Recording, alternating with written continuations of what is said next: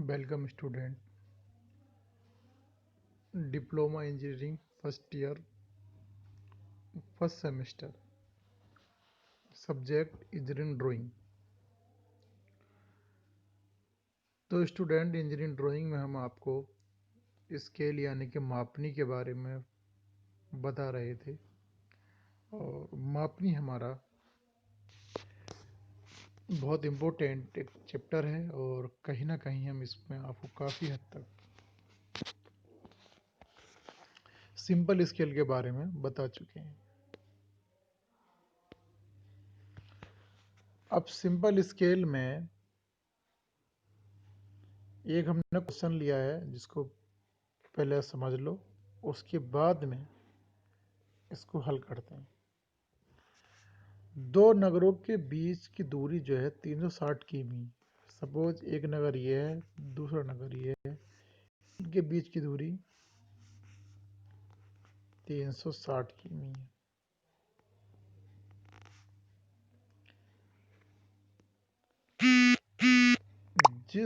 जिसे एक बस 4 घंटे में तय करती है।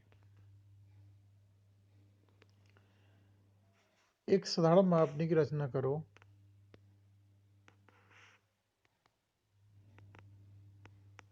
मापनी पर बस द्वारा 45 मिनट में तय की गई दूरी दिखाइए और मापने का निरूपक भी इतना है।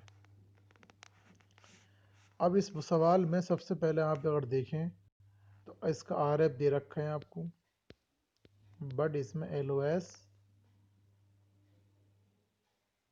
नहीं दे रखा है और 45 मिनट में तक ये दूरी भी बता रहा है। तो सबसे पहले इस क्वेश्चन में हम क्या करेंगे, जो घंटे का जिक्र है और किमी का जो जिक्र है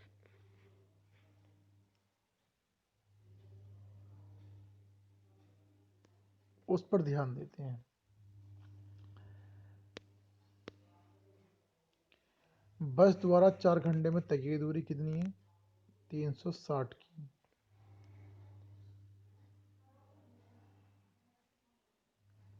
चार घंटे में 360 किमी है, तो एक घंटे में निकालेंगे कि एक घंटे में कितनी दूरी चलता है। 360/4 यानी कि वो 90 किमी चलेगा। तो 90 किमी को हम ये भी कह सकते हैं कि 60 मिनट में तय की गई दूरी 90 किमी। मापनी पर अधिकतम एक घंटे में चली गई दूरी दर्शानी है, क्योंकि मापनी पर 45 मिनट द्वारा तय की दूरी दिखाना है। तो 45 मिनट का तो मतलब सिर्फ यही है कि कहीं ना कहीं हम 60 मिनट का स्केल ले लें, यानी कि 1 घंटे का स्केल ले लें, और 1 घंटे में वो 90 किमी चलता है, तो 45 मिनट में कितना चलेगा। तो मापने की लंबाई एलओएस निकाल लें। मापने की लंबाई वन जो आर एफ दे रखा, R F into maximum distance, यानी कि 90 सेंटीमीटर। अब आपको मालूम हुआ कि 90 सेंटीमीटर हमने कहाँ से लिया है। 90 सेंटीमीटर हमने यहाँ से फाइंड किया है कि वो 1 घंटे में 90 सेंटीमीटर 90 किलोमीटर की दूरी तय करेगा। ये जो सेंटीमीटर लिखा है गलत लिखा है, कहीं ना कहीं 90 किमी लिखा हुआ होना चाहिए, क्योंकि मालूम हुआ यहाँ पे कि 4 घंटे में 360, तो 1 घंटे में 90 किलोमीटर दूरी। अब हमें निकालना है LOS, लेंथ ऑफ स्केल, मापने की लंबाई। तो मापने की लंबाई का फॉर्मूला क्या बताया मैंने आपको, RF गुणा मैक्सिमम डिस्टेंस, यानी कि अधिकतम मापी जाने वाली दूरी। तो 90 किमी, तो यहाँ हमने लिया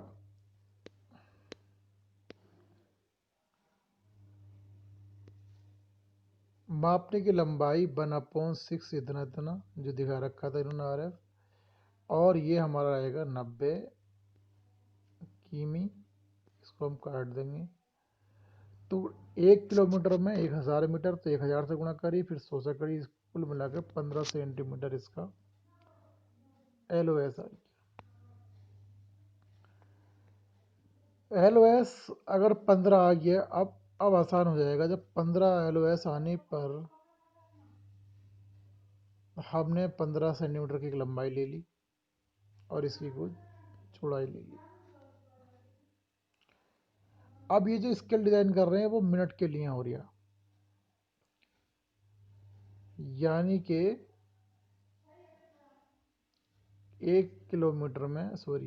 1 घंटे में 90 किमी, तो घंटा। मैंने इसके 6 भाग किए, 1 2 3 4 5 6। 6 भाग करने पर सबसे लास्ट सही है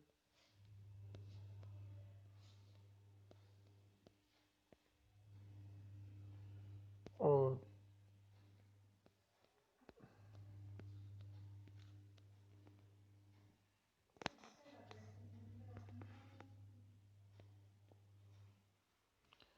0 10 20 30 40 और 50। 1 घंटा मतलब ये 60 मिनट हो गया हमारे पास। ये 0 मिनट, यहाँ भी मिनट, यहाँ भी मिनट, तो ये 60, यानी कि इसमें हर एक खाना 10 मिनट को शो करता है। और अगर मैं इसके 10 भाग कर दूं तो फिर ये खाना, सॉरी 6 भाग कर दूं, 6 भी नहीं, 6 कर सकता हूँ। 1 मिनट में 60 सेकंड होते हैं, तो वो एक खाना 10 सेकंड को शो करेगा।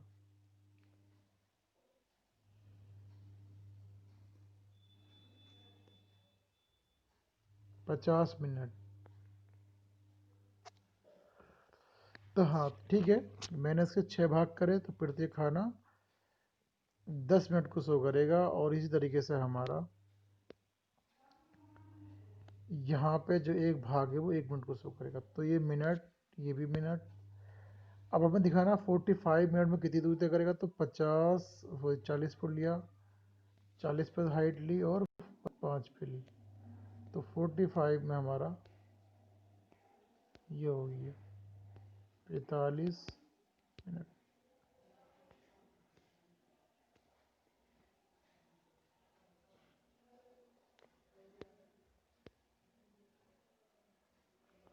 तो बस द्वारा 4 घंटे में तय की दूरी 360 किलोमीटर, और बस द्वारा 1 घंटे में तय की गई दूरी 90 किलोमीटर, और मापने की लंबाई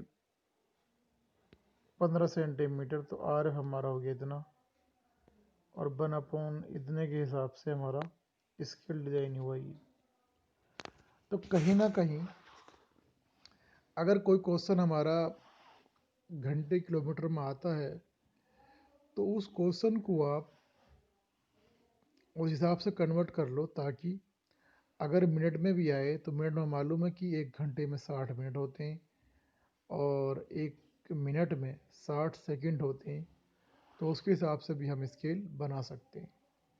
यह मैंने मिनट में लिया, सेकंड में भी अगर आता है तो सेकंड में भी आप इसको डिवाइड कर सकते हैं। सवाल का मोड कोई सा भी हो, आपको अपने मोड पर काम करना है। क्वेश्चन में अगर आर एफ दे रखा है तो वो क्वेश्चन कहीं ना कहीं बहुत ज़्यादा आसान है, मगर आर एफ अगर नहीं दे रखा है तो वो हमें आर एफ क्वेश्चन के अकॉर्डिंग सर्च करना होता है। मापने की लंबाई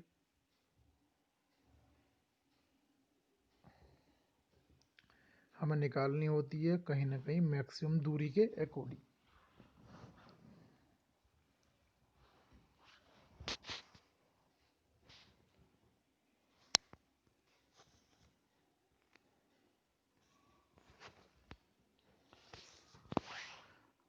अब क्वेश्चन यह आता है कि 60 मीटर 68 मीटर का एक प्लान नक्शे पर 10,000 इकाई दहाई सैकड़ा हजार 10,000 वर्ग सेंटीमीटर क्षेत्रफल शो किया गया है। मापने की निरूपक भिन्न बताइए और 9 मीटर पढ़ने के लिए एक साधारण मापनी बनाकर 8.6 मीटर की दूरी अंकित कीजिए।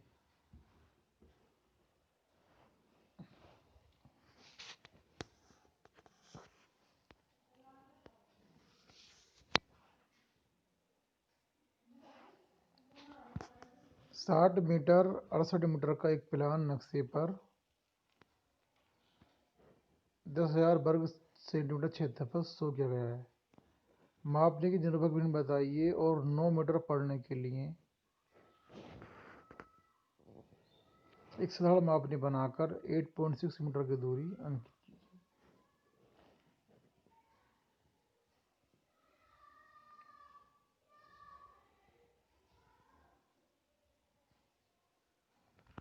तो यहाँ पे ये 68 जो लिख रखा है कहीं ना कहीं 60 होगा ये। खैर 60 गुणा 60 वर्ग मीटर प्रदर्शित करता है कितने को, इतने वर्ग सेंटीमीटर क्षेत्रफल को। तो 60 गुणा 60 वर्ग मीटर बराबर 10,000 वर्ग सेंटीमीटर। दोनों ओर वर्ग मूल लेने पर 60 मीटर बराबर 100 सेंटीमीटर। तो RF आया, यानी कि 60 मीटर का मतलब ये हुआ कि 60 मीटर को हम 100 करते हैं 100 सेंटीमीटर से। तो 100 सेंटीमीटर अपॉन 60 मीटर, 60 मीटर को कन्वर्ट करा सेंटीमीटर में तो हो गया हमारे पास 1/60। अब यहाँ पे थोड़ा कॉम्प्लिकेटेड दे रखा था कि 60 × 60 मीटर का एक प्लान नक्शे पर इतने वर्ग सेंटीमीटर क्षेत्रफल द्वारा शो किया गया है। तो पहले तो दोनों ओर हमने वर्ग मूल ले लिया, तो लेने पे मालूम है कि 60 मीटर हमारा शो करता है 100 सेंटीमीटर। तो RF बराबर हमारा निकल गया 1/60। फिर पढ़ेंगे हम कि मापने की निरूपक भिन्न बताइए, तो 1/60 हो गई। और 9 मीटर पढ़ने के लिए साधारण मापनी बनाइए। तो मैक्सिमम डिस्टेंस यानी कि अधिकतम मापी जाने वाली दूरी 9 मीटर, और नाप में कितना है 8.6 मीटर। ये आप 8.6 मीटर को ये भी कह सकते हैं कि 8 मीटर और 6 डेसीमीटर। 8 मीटर और 6 डेसीमीटर।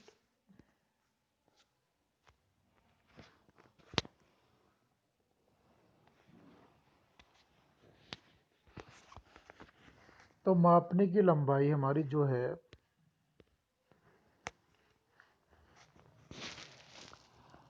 1/60। अब हमने बताया कि जो लेंथ ऑफ स्केल आता है हमारे पास RF इंटू मैक्सिमम डिस्टेंस, तो 9 मीटर। 9 मीटर का मतलब हुआ 9 गुणा 100 यानी कि 15 सेंटीमीटर। तो लेंथ ऑफ स्केल 15 सेंटीमीटर।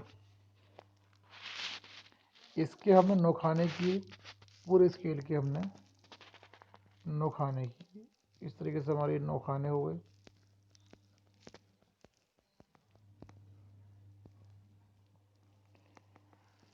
नोखाने तो प्रत्येक खाना हमारा 1 मीटर को शो करेगा।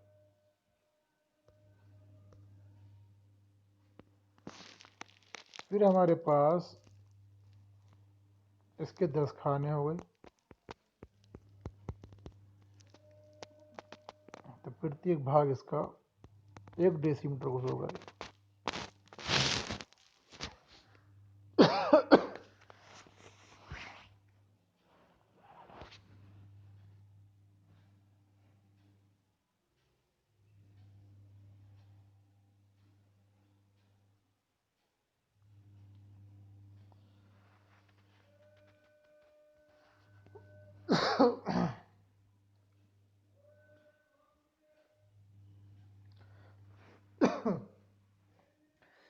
अब क्या करेंगे हम कि स्केल में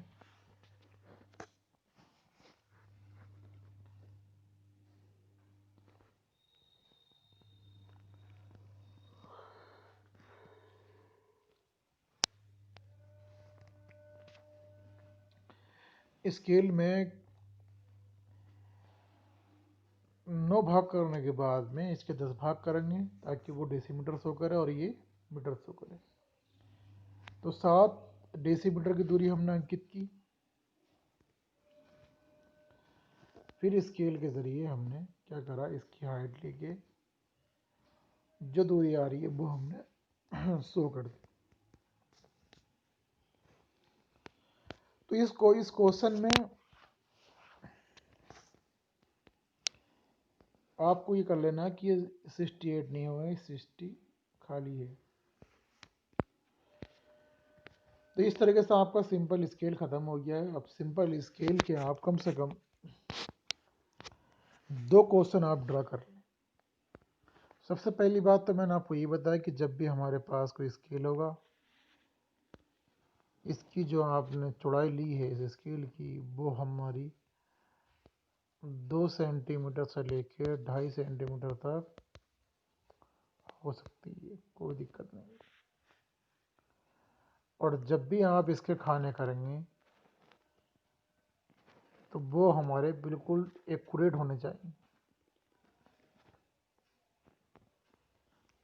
यहाँ के खाने भी हमारे एक्यूरेट होने चाहिए। तो उस तरीके से हम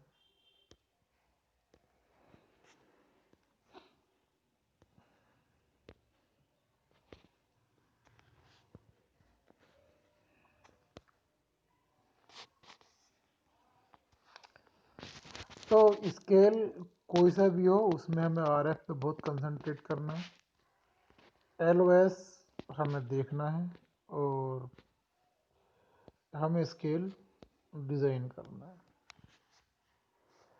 तो यहाँ पर सबसे बड़ी बात तो ये है, जब भी आप RF लोगे वो दे रखा होगा, बट LOS में थोड़ी प्रॉब्लम आती है। LOS में अधिकतम मापी जाने वाली दूरी अगर नहीं दे रखी है तो जितनी दूरी को वो मेजर करा रहा है, यानी कि आपके स्केल पर सपोज करो उसने बोला है कि 6 मीटर और 6 डेसीमीटर की दूरी शो करो, तो ऐसे कंडीशन में आपको 7 मीटर मैक्सिमम डिस्टेंस ले लेनी है। जब भी कोई दूरी हमें स्केल पर शो करनी है, 6 मीटर और 6 डेसीमीटर उसने सपोज बोल दिया शो करो, तो आपको 7 मीटर स्केल मान लेना। और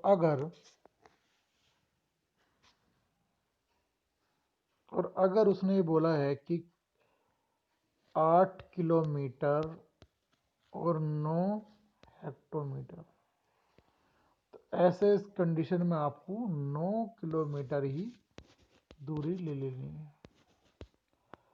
तो कहीं पर भी अगर आपकी जो मेजरिंग दूरी है अगर वो नज़दीक है किसी एक सिंपल डिजिट के लिए, तो आप स्केल हमेशा ज़्यादा ही लें, कम ना लें। तो अक्सर क्वेश्चनों में मैक्सिमम डिस्टेंस दे रखी होती है, अगर नहीं भी दे रखी होती है तो जो हमें दूरी स्केल के ज़रिए मेजर करनी है उस दूरी को ही हम शो करते हैं। अब ध्यान दें कि इस क्वेश्चन में इन्होंने बोला था कि 9 मीटर पढ़ने के लिए साधारण मापनी बनाइए, तो ये हमारी कितनी हो गई 9 मीटर। तो इसमें क्लियर हो गया कि जो मैक्सिमम डिस्टेंस है वो हमें 9 मीटर लेनी है। और अगर ये नहीं होती सपोज,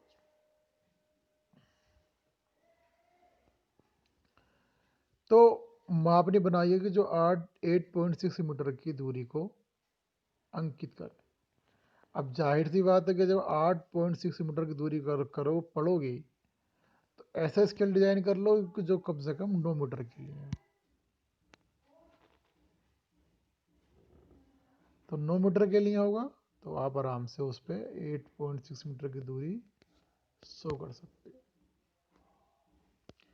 इस क्वेश्चन में अगर आप देखें कि बस द्वारा 45 मिनट तक की दूरी दर्शाई, बस द्वारा 45 मिनट में तय की गई दूरी दर्शाइए, मापने का निरूपक भिन्न इतना है। अब ये भी हमें क्लियर हो गया यहाँ पर कि 45 मिनट, अब जाहिर सी बात है हमें मालूम है कि 1 घंटे में 60 मिनट होते हैं,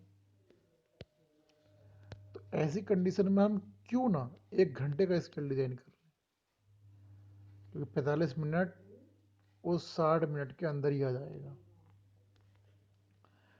तो जब भी आप मैक्सिमम डिस्टेंस लेते हैं, अगर क्वेश्चन में नहीं दे रखी होती है, तो वो हमें अपनी मेजरिंग दूरी के आसपास जो डिजिट है वही लेनी चाहिए। तो ये स्टूडेंट मैंने आपको बहुत गहरी बात बताई कि जो किसी क्वेश्चन में नहीं है, किस कभी आप कहने लगे कि इसमें तो अधिकतम दूरी दिखाई नहीं रखी, तो कैसे हम लेते। तो जिस दूरी के जरिए हम कोई दूरी शो करते हैं, तो उसकी रिस्पेक्ट से हम अधिकतम स्केल ले सकते हैं। तो स्टूडेंट, आपका सिंपल स्केल यहाँ पर लगभग ख़त्म हो चुका है। तो मेरा आपसे यही रिक्वेस्ट है कि आप कहीं ना कहीं सिंपल स्केल के जो क्वेश्चन है वो 2 या 3 क्वेश्चन ड्रा कर लें, और इसके बाद जो आपका मैं अगला कोई लेक्चर लूँगा ड्राइंग का, तो वो मैं डायगोनल स्केल फिनिश होने के बाद में आपका एक टेस्ट होगा। तो टेस्ट के लिए सभी लोग रेडी रहें।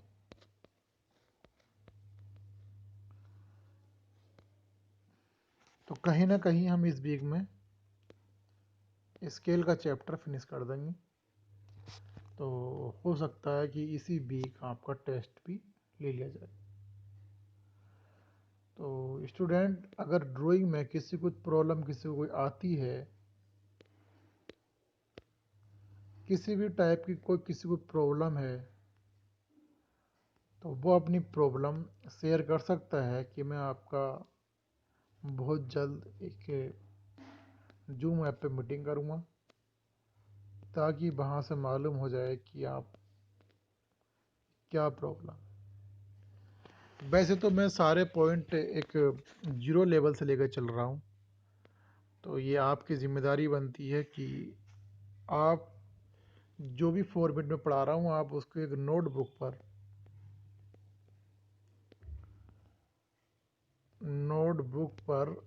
उसको नोटबुक पर नोट करते रहें। और जब भी ड्राइंग शीट पे वर्क करें तो नोटबुक को रखने के बाद में ही ड्राइंग शीट पे वर्क करें, ताकि आपको कोई भी समस्या आने पर आपके पास जो नोटबुक है उसके ज़रिए उसे हल कर सकें। इसलिए आप लेक्चर वाइज अपनी कॉपी पर नोट करते रहें और ड्राइंग शीट पर क्वेश्चनों को ड्रा भी करते रहें। क्योंकि अगर क्वेश्चन अभी से ड्रा नहीं करोगे तो आपकी प्रैक्टिस नहीं हो पाएगी। तो कहीं ना कहीं अगर आपने 2 महीने तक भी अगर लेक्चर अटेंड किया, तो आपकी इस पर कमांड रहेगी।